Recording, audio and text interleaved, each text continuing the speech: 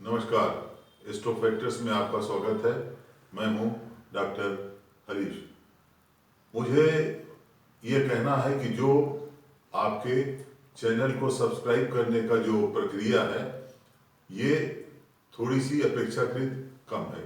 देखिए, ये जो भी प्रेजेंटेशन है, ये एक बिजनेस मॉडल के ऊपर निर्भर है। तो आपसे अनुरोध है कि हमारे चैनल को आप सब्सक्राइब करें, जिससे कि हमें अपना कार्यक्रम और बेहतर बनाने में और अधिक सफलता मिले।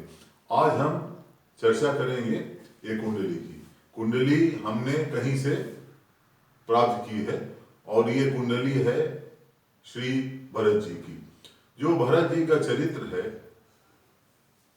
भगवान श्री राम के सानिध्य में लक्ष्मण जी तो हमेशा उनके साथ रहते थे, लेकिन जो भरत जी का चरित्र है उभर करके आया है, वह एक दूसरी तरह का चरित्र है।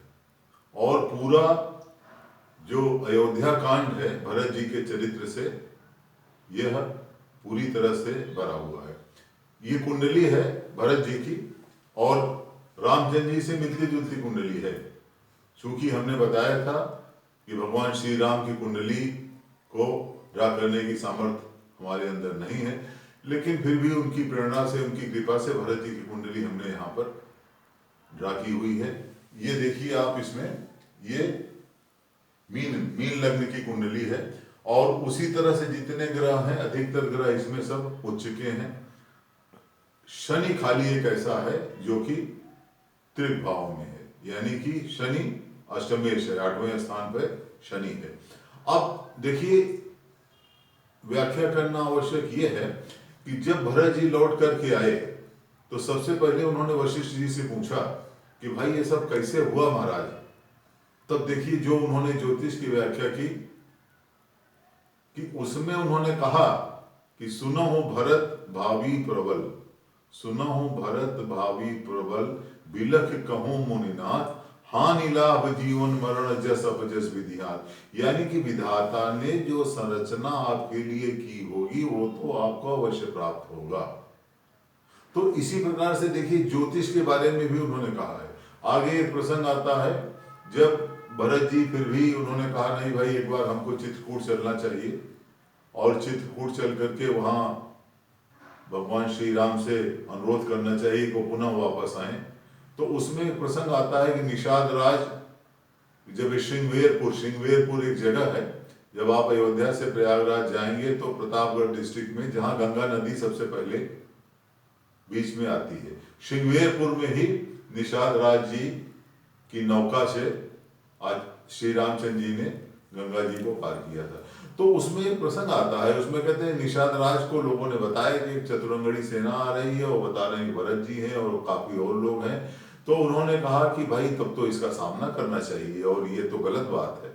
तो उसमें बताते हैं कोई एक वृद्ध व्यक्ति था, तो एक वृद्ध व्यक्ति था, उसने शकुन निकाला। उसने शकुन यानी कि क्वेश्चन, जो प्रश्न कुंडली है, निकाली और प्रश्न कुंडली निकाल करके फिर उसने बताया कि नहीं, इसमें इस प्रकार की कोई बात नहीं है और इसमें किसी प्रकार का दुराग्रह नहीं है और एक नेक नियति और नेक भाव से वे श्री राम जी को मनाने के लिए जा रहे हैं।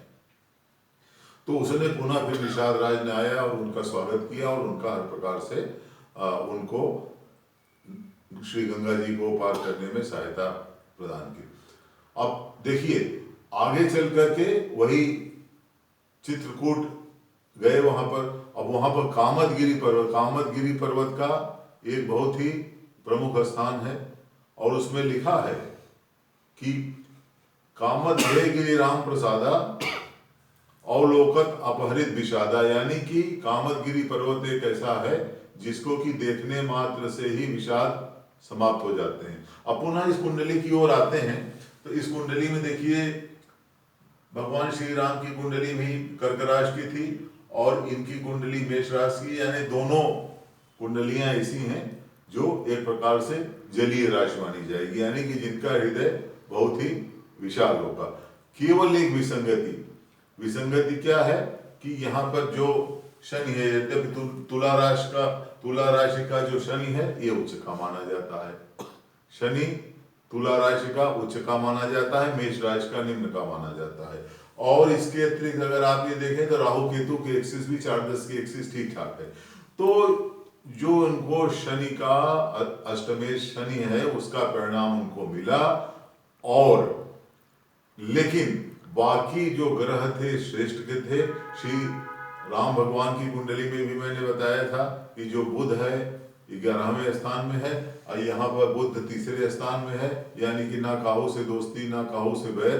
तो इसमें भी सारे ग्रह उच्च के हैं। पुष्य नक्षत्र में उनका जन्म हुआ था और दोनों कुंडलियां इस प्रकार की हो गई हैं कि श्री भरत जी में और श्री रामचंद्र जी में बहुत अधिक गुणों में और उनके आचरण में और उनके विचार में सामंजस्य हुआ, जैसा कि पूरी रामचरितमानस में अलग अलग जगहों पर वृतांत इसके भरे हुए हैं। हनुमान चालीसा में भी कहा गया है कि तुम मम प्रिय भरत ही संभाई, यानी कि श्री रामचंद्र जी ने कहा कि भाई हनुमान जी के लिए तुम मम प्रिय भरत ही संभाई, कि तुम भरत की तरह से ही हमारे भाई हो। तो ये देखिए जो ग्रह हैं वो अपनी दशा और अंतरदशा में फलित देते हैं। इनका जन्म पुष्य नक्षत्र में हुआ था और ये कुंडली वाल्मीकि रामायण में लिखी हुई है और वहां से इसका रॉयल हॉरोस्कोप किसी पुस्तक से हमको ये वृतांत मिला था। तो मैंने ये सोचा कि अभी 22 जनवरी 2024 को श्री रामलला की प्राण प्रतिष्ठा का मुहूर्त है, तो भरत जी का भी जो उसमें चरित्र है बहुत अधिक प्रासंगिक है। आपको ये भी बताऊं मैं कि वहां जब चित्रकूट में सारे जो उनकी माता रानियां सारे लोग सब गए हुए थे, गुरु वशिष्ठ थे, अत्रि ऋषि थे, विश्वामित्र जी थे और वहां पर जनक जी भी आए थे। जनक जी और उनकी पत्नी अनसुईया वो भी आई थी और सारे लोगों ने उनसे भगवान श्री राम से उन्होंने विनय किया, अनुरोध किया, लेकिन वो चूंकि उनका वनगमन उनके जो सारी कार्य था ये किसी विशेष कार्य के निमित्त था, तो आने के लिए किसी प्रकार से वे राजी नहीं हुए। तब भरत जी ने कहा कि भाई हम आपकी खड़ाऊ लेकर के जाएंगे और वही हमारा मार्गदर्शन करेगी।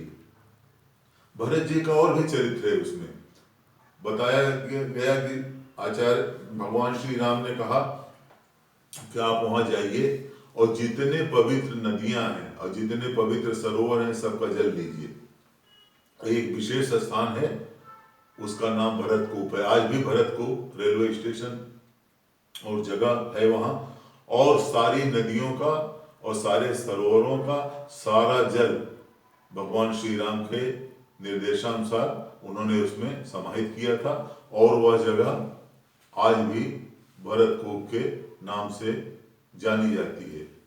तो मेरा यही कहना है कि भगवान श्री राम का व्यक्तित्व मर्यादा पुरुषोत्तम का व्यक्तित्व था और उसको किस प्रकार से कोई भी मनुष्य, चाहे राजनीति का प्रकरण हो, चाहे सामाजिक प्रकरण हो, चाहे धार्मिक प्रकरण हो, चाहे पैतृक प्रकरण हो, उसको अपने आचार विचार में किस प्रकार से समाहित करें, यह इस समय की सबसे महत्वपूर्ण आवश्यकता है। और भरत जी का चरित्र और भरत जी की कुंडली और भरत जी के ग्रह पूरी तरह से एक बहुत ही प्रिय भ्राता के रूप में उभर करके आता है। धन्यवाद, नमस्कार।